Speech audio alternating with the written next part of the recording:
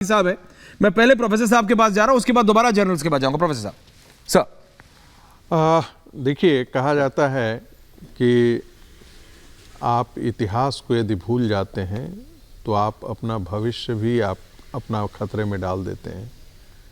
जब भी हम बात करते हैं, हम 1947 में हम आज़ाद हुए, भारत का विभाजन हुआ, लेकिन मुझे ऐसा लगता है कि हमने भारत का 2 टुकड़ा और भी किया। एक टुकड़ा 1947 के बाद जो है वो हिस्सा जो पाकिस्तान के हिस्से में कश्मीर का हिस्सा चला गया, और जो हिस्सा जो भारत का हिस्सा था वो कश्मीर का एक हिस्सा पाकिस्तान को चला गया, तो मैं उसे भी भारत का एक और विभाजन मानता हूँ। फिर एक दूसरा हिस्सा था जो 1962 में हम गवा दिए, और वो कोई छोटा मोटा हिस्सा नहीं था। 36,000 स्क्वायर माइल जो है वो हमने हिस्सा जो है वो चीन के हाथों में सौंप दिया। मैं अपने मित्रों को याद दिलाना चाहूँगा क्यों ऐसा हम कह रहे हैं। एक वीएन मलिक की पुस्तक है, इसका जिक्र मैंने पहले भी किया था, माई ईयर्स विथ नेहरू। उस किताब को जब मैंने पढ़ा तो उसमें बहुत साफ साफ लिखा है, जो आज गलवान की स्थिति है, जो पेंगोंग लेक की स्थिति है, वहाँ एक हिस्से पर कब्जा उसी समय चाइनीज फोर्सेस ने कर लिया था। ये मैं विधिवत कोट कर रहा हूँ वीएन मलिक की पुस्तक से, माई ईयर्स विथ नेहरू।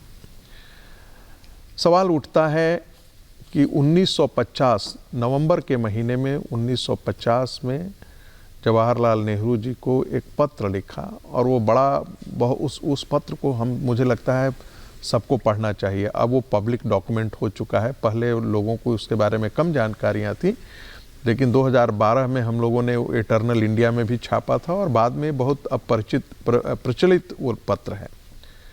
1950 में सरदार पटेल नेहरू जी को पत्र लिखते हैं। 9 नवंबर का वो पत्र है या 8 नवंबर का, और उसमें उन्होंने बहुत गंभीरता से कहा कि मैं जो इंडियन एम्बेसडर और मंत्रालय के बीच में जो पत्राचार हुआ है, मैंने उसे देखा है जी। कम्युनिस्टों पर विश्वास करने की कोई आवश्यकता नहीं है, मैं कोई ज़रूरत नहीं समझ रहा। मुझे ऐसा लगता है कि आने वाले दिनों में तिब्बत के अंदर खतरा है। मैं ऐसा समझता हूँ कि जो हिमालयन बॉर्डर है, वो से हम समझते हैं कि वो इनप्रिग्नेबल है, वर्ड प्रयोग किया सरदार पटेल ने।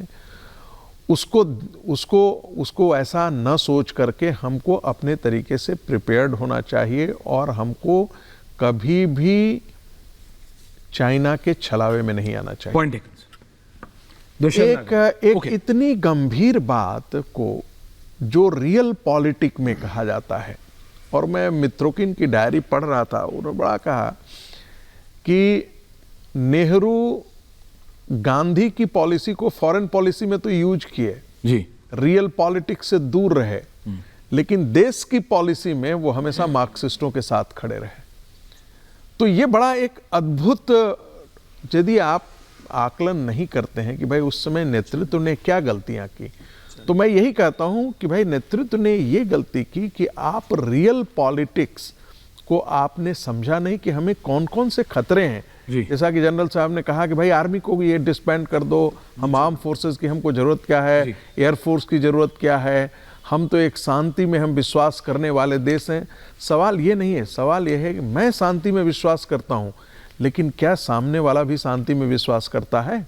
मैं पंचशील में विश्वास करता हूँ, क्या सामने वाला भी पंचशील में नहीं करता? दिखता है सामने। और रियल पॉलिटिक्स में, दुनिया की पॉलिटिक्स में हम लोग फॉरेन पॉलिसी भी पढ़ाते हैं सर, एक रियलिज्म हम पढ़ाते हैं, यथार्थवाद यही है कि हर कंट्री अपने इंटरेस्ट को प्राथमिकता देता है, और उसको मैक्सिमाइज करना चाहता है, उसको प्रोटेक्ट करना चाहता है।